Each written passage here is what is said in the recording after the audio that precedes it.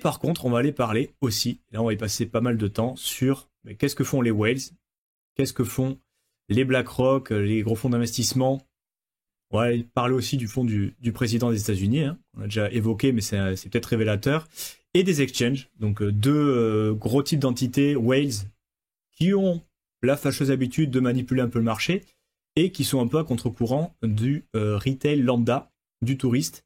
Et on va aller voir ce qui se passe pour essayer de voir pourquoi on a des mauvaises nouvelles chaque semaine, alors, sans avoir la prétention que c'est forcément eux qui balancent ces mauvaises nouvelles et tout, mais dans l'idée, on les connaît bien quand même, ils sont assez habitués de faire baisser le prix d'un actif juste pour en accumuler et après le pumper un petit peu.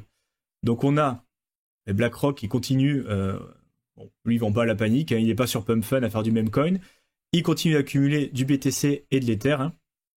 Donc ils en ont renforcé leur position avec bon, notamment leurs instruments financiers, les ETF, donc avec plus d'1 million d'Ether, et ils continuent d'en acheter. Donc là c'est un article de hier.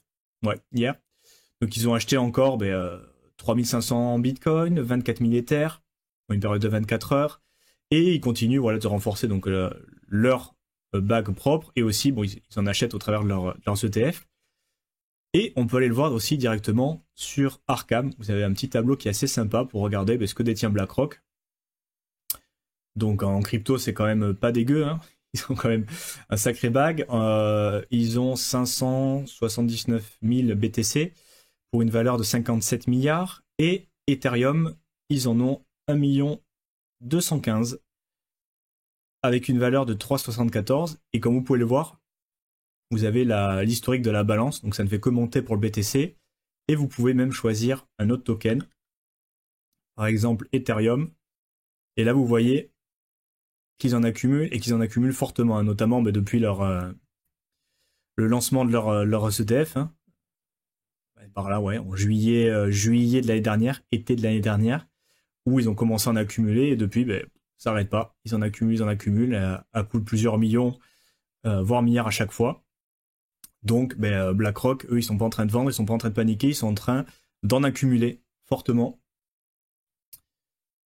On peut aller voir aussi le fonds de Trump, hein, donc on en avait parlé, le World Liberty Finance, donc le projet un peu DeFi de la famille Trump, avec Donald Trump, Eric Trump, Donald Trump Jr. et Barron Trump. Donc voilà.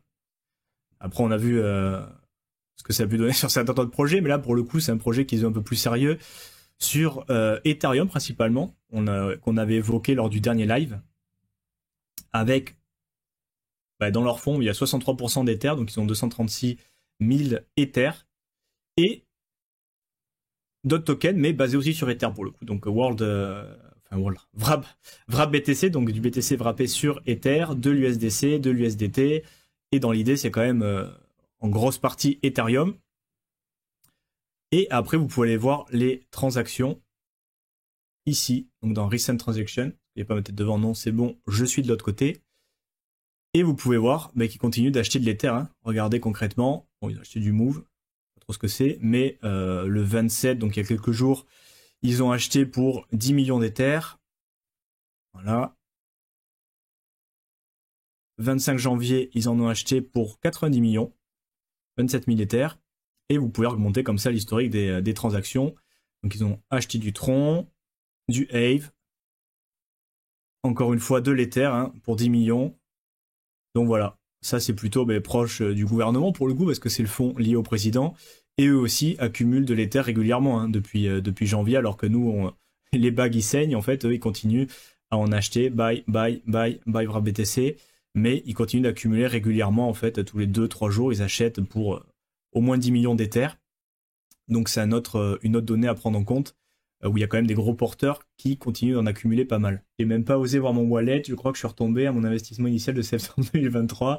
Ouais, mais ça dépend, hein. En gros, à part si t'as du Bitcoin. C'est pour ça, je pensais pas une mauvaise idée aussi d'en avoir un petit peu dans son wallet. Tout ce qui est alt, on s'est fait déglinguer. Donc potentiellement 2023, je sais pas, mais ouais, on est retourné à des niveaux peut-être même intéressants pour accumuler au final pas mal d'alt. Bon, à voir comment ça se passe.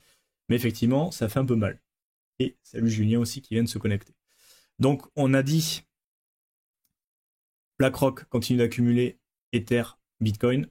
World Liberty Finance, donc les projets liés à Trump, continuent d'accumuler du Bitcoin. Au niveau de l'Ether aussi, donc le dimanche dernier, on avait parlé de pourquoi c'était plutôt bullish au final, même si ça se reflète pas, on est d'accord sur le prix. Donc on a parlé de l'équipe de marketing qui allait se mettre en place. Ether, je sais plus comment ça s'appelle. On va retrouver dans le live de dimanche dernier la fondation Ethereum qui a lancé une branche spécifique de marketing. On avait aussi Trump et les gros fonds d'investissement qui achètent et la mise à jour Pectra, donc avec le plus gros nombre de IP qui est prévu pour mars. Et vous pouvez aller voir notamment sur Artemis qu'en ce moment, il y a quand même pas mal d'inflows qui arrivent sur Ether. Donc là, on est sur une période de 3 mois, mais si on met sur le dernier mois, on va le mettre, on se rend compte qu'au final, c'est Ether qui est devant en termes d'inflow, donc avec 6,3 milliards de fonds. Donc alors c'est sur la partie bien sûr qu'on peut voir donc on-chain, tout ce qui est bridgé vers Ether, donc 6,3 milliards. Et sur la même période, il y a 4,1 milliards qui sont partis, donc un net flow de 2,2 milliards, donc carrément positif du coup pour Ether. Donc il y a des fonds qui sortent notamment de Solana qui ont été bridgés sur Ethereum et aussi d'autres chaînes. Donc là il y aura Arbitrum qui sort, mais c'est un peu aussi basé sur Ether, un peu dans l'écosystème, mais dans l'idée il y a des flows du capital net qui arrivent sur Ether. Donc bon, pour l'instant ça se reflète pas trop encore une fois sur le prix, mais vous voyez qu'au final il y a quand même des choses qui se passent en fond, c'est pas juste le prix qui saigne. Il y a des gros porteurs qui commencent à accumuler, il y a de l'argent qui arrive dessus, et il y a aussi les stablecoins qui sont mintés. Alors j'ai pas forcément la news, la donnée concrète à vous montrer, mais je pense qu'il y a Circle qui a minté pour 1 milliard d'USDC, et grosso modo en fait quand il y a des stablecoins, voilà, elle est là la news. Peut-être regarder ici. Voilà, on est sur un record de stablecoin émis, et en gros, stablecoin minté, ça veut dire qu'il y a de la demande. En général, quand c'est les institutionnels, c'est parce qu'ils le mintent contre la réserve qu'ils ont, mais c'est destiné à leurs clients institutionnels, et donc c'est des fonds du capitaux fraîchement mintés, fraîchement créés, pour le coup, dans l'écosystème, et qui a pour vocation d'entrer comme liquidité. En général, quand il y a des stablecoins qui sont créés, c'est pour aller acheter d'autres actifs ou faire un peu de DeFi, mais principalement c'est de la liquidité qui arrive sur le marché. Et vous voyez que dernièrement on n'arrête pas d'augmenter. Ça c'est pas février 2025, c'est ce qui est actuellement, mais dans l'idée, vous voyez un peu ce qu'on avait vu aussi sur les derniers lives.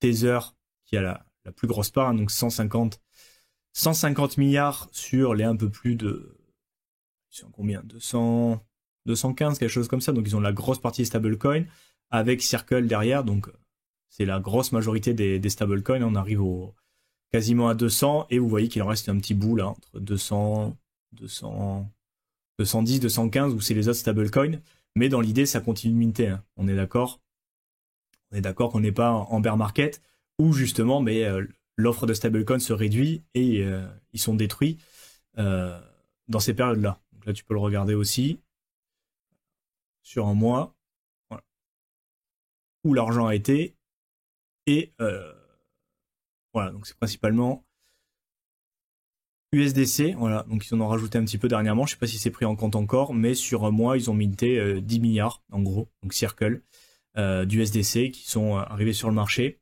Donc là aussi au niveau stablecoin on est plutôt sur de la liquidité qui continue d'augmenter.